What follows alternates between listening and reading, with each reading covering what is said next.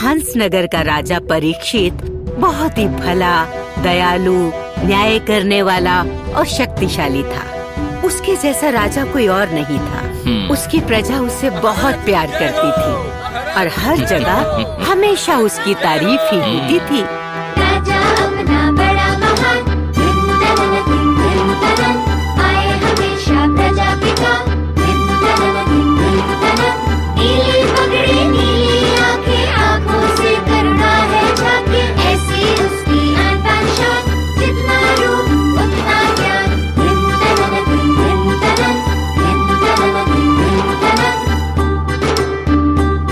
महाराज, सोमू आपके बाल काटने के लिए आ गया है।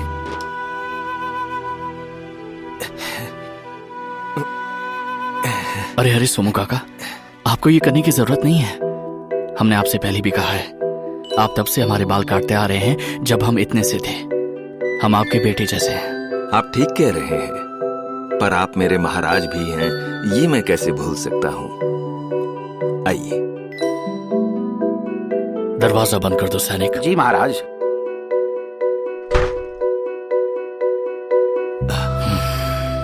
आप हमेशा दुखी क्यों रहते हैं महाराज? हमें लगता है कि हम अपनी प्यारी प्रजा से ये राज छुपा रहे हैं और ये बात हमें दुख देती है।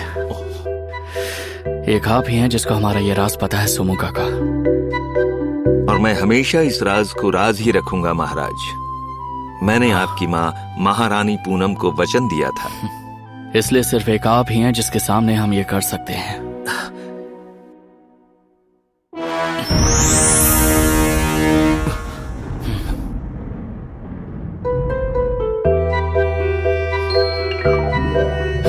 ये क्या महारानी? राजकुमार के कान तो गधे जैसी है। अगर ये बात सबको पता चली तो कोई परीक्षित की इज्जत नहीं करेगा। सब इसका मजाक उड़ाएंगे। होने वाले राजा का मजाक। नहीं, नहीं, ऐसा नहीं होगा। ये बात किसी को पता नहीं चलेगी, मैं वचन देता हूँ। पर इसे छुपाएंगे कैसे?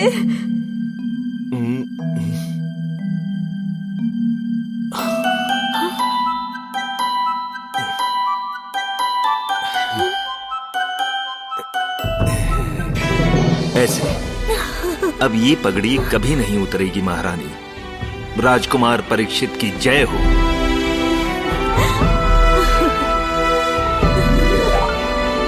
राजा रानी नहीं रहे तो क्या राजकुमार, मैं तो हूं और आपकी प्यारी प्रजा भी है। राजकुमार परीक्षित की जय हो। महाराज परीक्षित की सदा जय हो। इस उम्र में आपको काम नहीं करना चाहिए। अब बस आप कल से हमारे बाल दाढ़ी बनाने नहीं आएंगे। तो फिर हाँ, आप अपने बेटे दिनेश को भेज दीजिए। पर महाराज, दिनेश भला तो है पर थोड़ा मूर्ख है, नासमझ है। वो जैसा भी है आपका बेटा है सोमू काका। जैसे हमें आप पर भरोसा है वैसे ही उस पर भी है। हमें यकीन है आपकी तरह वो भी हमारे राज को राज ही रखेगा। अब आप घर जाइए।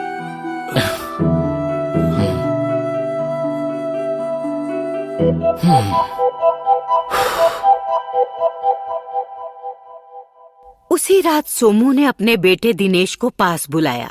दिनेश वैसे तो बहुत भला और अच्छा लड़का था।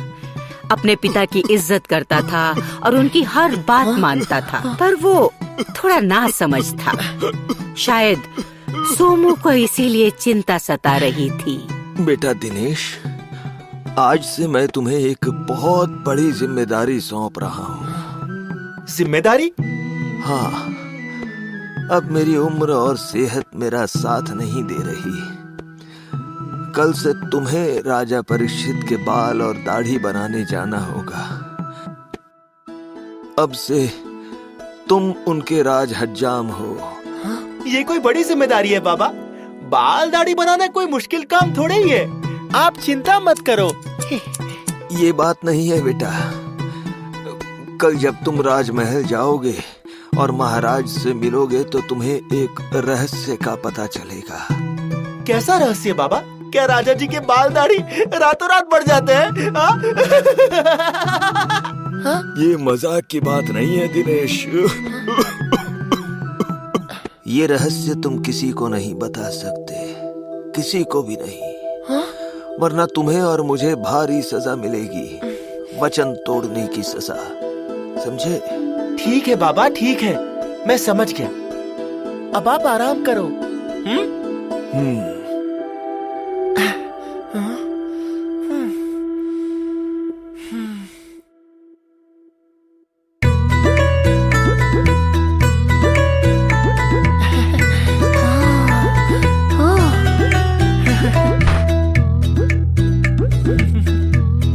महाराज जी की जय हो। मैं सोमू हजाम का बेटा दिनेश हूँ महाराज। आओ दिनेश, अब कैसी तबीयत है सोमू काका की? अच्छी है महाराज, पर आजकल वो कुछ अजीब अजीब सी बातें करने लगे हैं। उम्र का असर है शायद। हमसे कोई भी मदद चाहिए हो तो जरूर कहना। आओ, अब हमारे बाल काट दो। कल सोमू काका की हालत देखकर हमने उन्हें वापस भेज दिया था। इनको अब काटने की बहुत ज्यादा जरूरत है। जो आ गया महाराज।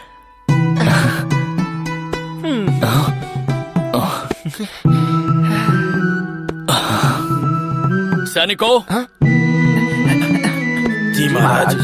दरवाजा बंद कर दो और बाहर ही पहरे पर रहो। जब तक हम न कहें कोई अंदर ना आए, समझे? जो आ गया महाराज।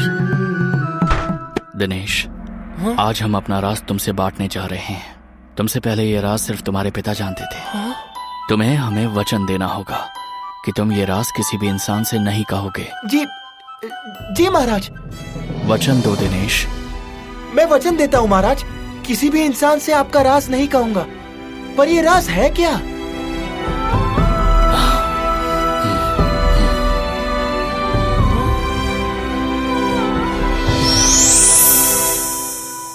गधे महाराज? मतलब महाराज के गधे जैसे कान। दिनेश, माफ कीजिएगा महाराज, माफ कीजिएगा। मैं एक पल के लिए डर गया था, पर अब आपके सर पे ये गधे जैसे कान देख के मुझे हंसी आ रही है।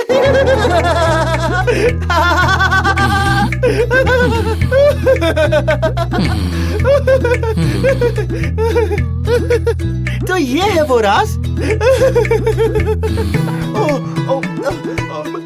माफ कीजिएगा महाराज, मैं अपने आप को रोक नहीं सका।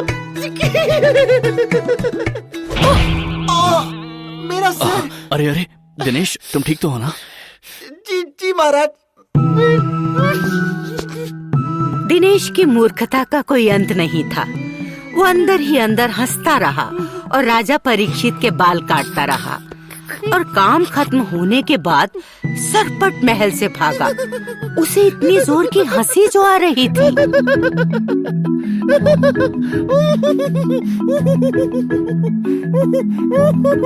हाय हाय, कैसे हो दिनेश भाई? महाराज के यहाँ काम मिलने के लिए बधाई। पूरे दिन दिनेश किसी से बात नहीं कर पाया। अपना मुंह दबाए घूमता रहा। जैसे ही वो अपने मुंह से हाथ हटाता, या तो जोर की हंसी निकल जाती, या उसे लगता कि उसके मुंह से राजा परीक्षित का राज निकल जाएगा। उसकी हालत बड़ी ही अजीब हो गई थी। बाबा, मुझे राजा परीक्षित का राज पता चल गया। इसके बारे में कोई बात नहीं, कभी भी नहीं। पर मुझे ऐसा लग रहा है कि ये राज मेरे गले में अटका हुआ है। जैसे ही मुंह खोलूंगा, मेरे मुंह से ये राज निकल पड़ेगा। तो गिलास भर के पानी पियो और इस राज को हमेशा हमेशा के लिए अपने पेट में दबा दो, समझे? जी बाबा।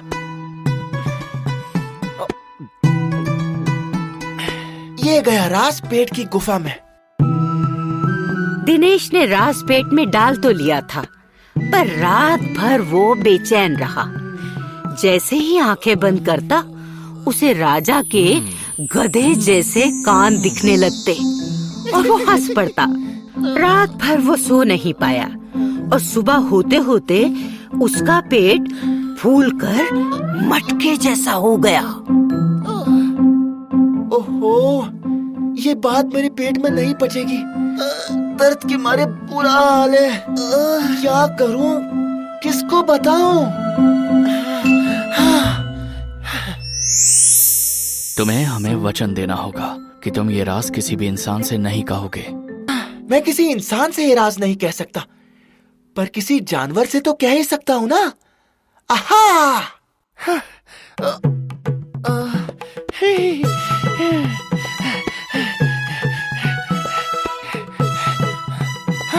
मिल गया। कुत्ते को बता देता हूँ, वो तो इंसान नहीं है। ओ कुत्ते भाई, सुनो ना। काट लिया, बचाओ! अरे अरे अरे अरे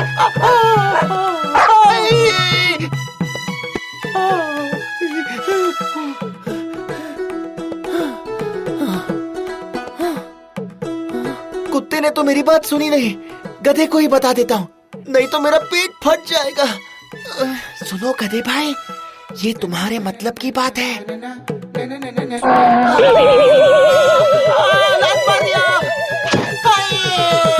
दुलाती मर गया। ओए माँ, पेट और शक्ल दोनों का बुरा हाल है। अब क्या करूं?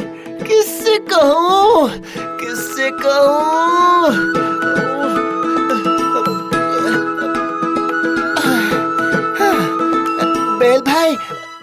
बेल भाई, सुनो ना, एक राज की बात।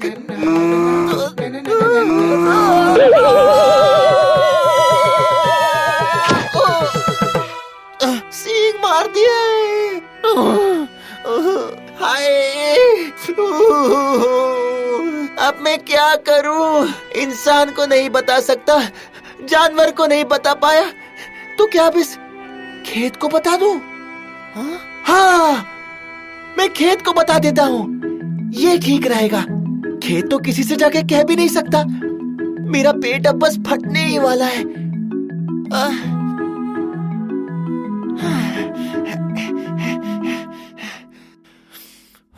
राजा के हैं गधे के कान, इसलिए पगड़ी पहनता सुबह से शाम। राजा के हैं गधे के कान, इसलिए पगड़ी पहनता सुबह से शाम। राजा के हैं गधे के कान, इसलिए पगड़ी पहनता सुबह से शाम।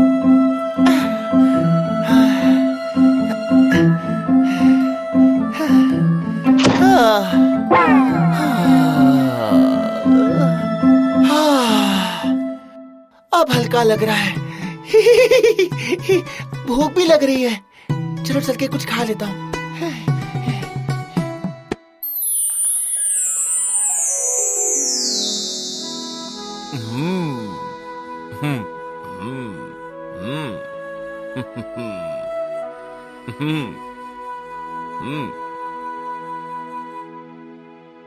प्रणाम। महाराज के विवाह उत्सव के लिए नगाड़ा बनाना है। तुम्हारे खेत में लगा ये पेड़ हर तरह से नगाड़ा बनाने के लिए अच्छा है। हमारे प्यारे महाराज की शादी के उत्सव में मेरे खेत का पेड़ काम आएगा, इससे अच्छा और क्या होगा साहब। मुझे तो याद भी नहीं ये पेड़ मैंने कब लगाया, कब ये बड़ा हो गया और कब आपकी नजर इस पर पड़ी। जरूर ये खास पेड़ है। और अब ये खास पेड़ एक खास काम आएगा। इससे मैं ऐसा नगाड़ा बनाऊंगा कि सुनने वाले वाह वाह करेंगे।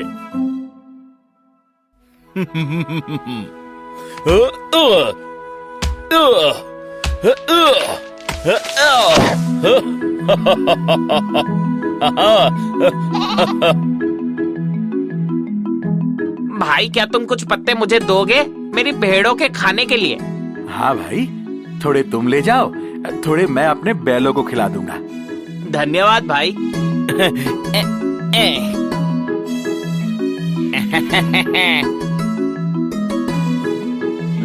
भाई, थोड़े पत्ते मेरे हाथी के लिए भी दे दो। अच्छा भाई, तुम भी ले लो थोड़े पत्ते। धन्यवाद भाई।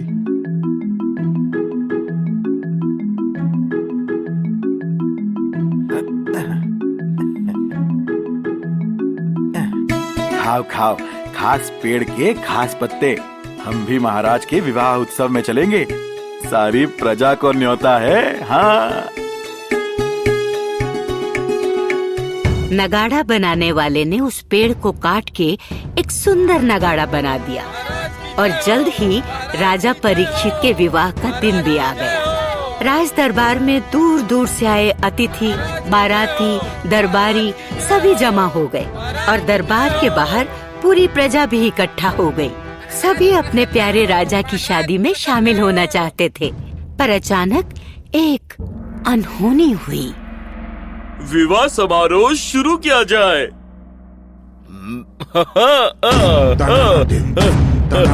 राजा के है गधे के कान, दिन तनन दिन तनन, पगड़ी पहनता सुबह से शाम, दिन तनन, राजा के है गधे के कान।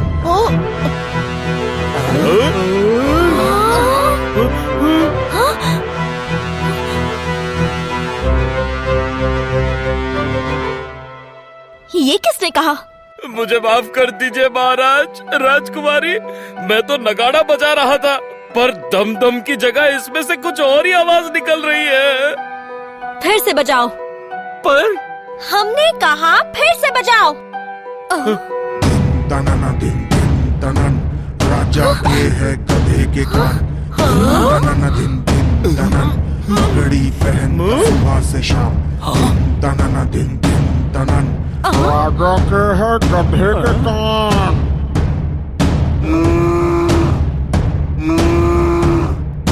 पगड़ी पहनता सुबह से शाम,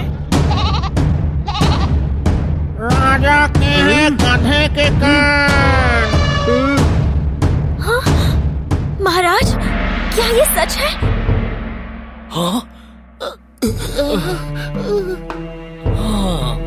हाँ राजकुमारी, ये सच है। हमें पता था कि ये राज एक ना एक दिन जरूर खुलेगा। सच्चाई हमेशा छिपी नहीं रह सकती, पर इस तरह से और इस वक्त ये सच सबके सामने आएगा, ये हमने नहीं सोचा था। महाराज, ये सब मेरी गलती है। वो पेड़ जिससे ये नगाड़ा बना, उसे मैंने ही ये राज बताया था। हम खुद चाहते थे कि ये सच सबको बता दें, इसलिए जो हुआ अच्छा हुआ दिनेश।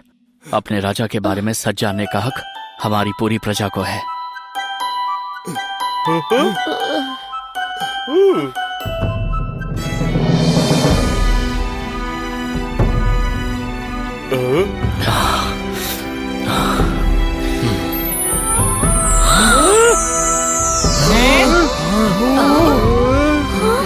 महाराज, आप हमें आपके कामों की वजह से पसंद है, कानों की वजह से नहीं।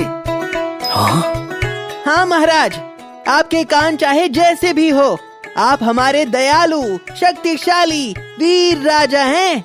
ये बात नहीं बदलेगी। मैं आपसे इसलिए शादी करना चाहती हूँ क्योंकि आप एक बहुत ही अच्छे इंसान हैं। इसका आपके रूप से कोई लेना देना नहीं है।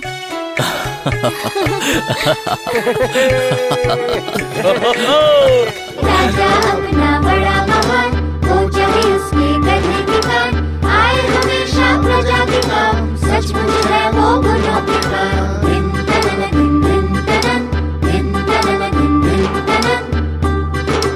और इस तरह राजा परीक्षित के मन से ये बोझ उतर गया। उसकी प्रजा को उसके कानों की सच्चाई पता चल गई और फिर भी वो सबके बीच अपने अच्छे गुणों की वजह से सम्मानित रहा।